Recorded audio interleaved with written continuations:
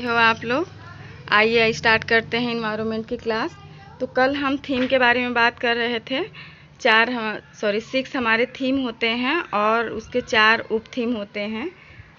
तो फर्स्ट था हमारा परिवार एवं पर्यावरण और इसके 4 उप थीम होते हैं। तो इसके 4 उप थीम हैं।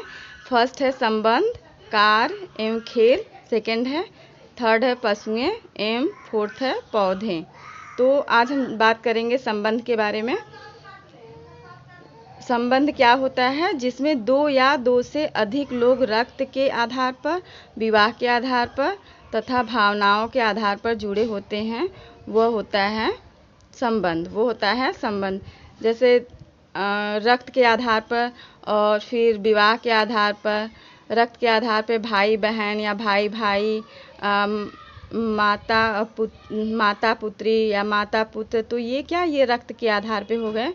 और विवाह के आधार पे माता पिता, चाचा चाची, दादा दादी, ये सब क्या हो गए विवाह के आधार पे।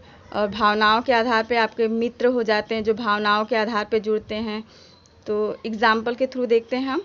रक्त के आधार पर ये हो गया भाई भाई, पिता पुत्री, भाई बहन,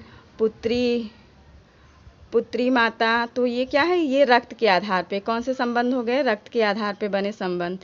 तो ये विवाह के आधार पर माता पिता, चाचा चाची, दादा दादी, बहुत सारे हो गए। ऐसे मामी मामा, ये सब बहुत सारे हो गए। नेक्स्ट है भावनाओं के आधार पर मित्र हो गए। तो ये सब क्या है, संबंध के प्रकार हैं, डिवाइड किए गए हैं 3 पार्ट में। रक्त के आधार पर, विवाह के आधार पर, भावनाओं के आधार पे। कार्य क्या है? तो परिवार का कार्य क्या होता है? पारिवारिक कार्य सभी के लिए रोटी कपड़ा मकान उपलब्ध कराना। क्या ये जिम्मेदारी किसकी होती है? परिवार की। एक परिवार की जिम्मेदारी होती है कि परिवार के अन्य सदस्यों के लिए रोटी कपड़ा और मकान उपलब्ध कराना। और उसकी एक रिस्पॉन्सिबिलिटी और भी होती है कि बालक में नैतिकता लाने की जिम्मेदारी भी, यह किसकी होती है? परिवार की। बालक कैसा है? अगर बालक में अनैतिकता है तो फिर यह इसका जिम्मेदार किसको माना जाता है? तो वो परिवार को माना जाता है। तो इसलिए बालक में नैतिकता लाने की जिम्मेदारी भी परिवार की ही होती है। यहाँ देखिए, बालक का समाजीकरण कैसे होता है? व्यवहार में परिवर्तन आना ही समाजीकरण है।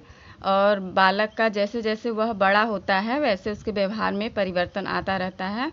तो खेल के द्वारा बालक का समाजीकरण होता है। खेल के द्वारा वह मित्रों से मिलता है और आस पड़ोस सबसे मिलता है, तो उसके थ्रू उसका समाजीकरण होता है। तो ये क्वेश्चन आता है, पास पड़ोस यह समाजीकरण के कैसे साधन माने जाते हैं? तो ये अनौपचारिक साधन माने जाते हैं। कैसे साधन माने जाते हैं? अनौपचारिक साधन। ये मोस्ट इम्पॉर्टेंट है, ये पूछा गया क्वेश्चन है। पास पड़ोस यह समाजीकरण के अनौपचारिक साधन माने जाते हैं। तो फ्रेंड्स, ये हमारा कार्य एवं खेल समाप्त हुआ। इसके बाद हम पशुएं एवं पौधे पढ़ाएंगे। तो फ्रेंड्स, वीडियो कैसा लगा लाइक और शेयर करें। थैंक्स।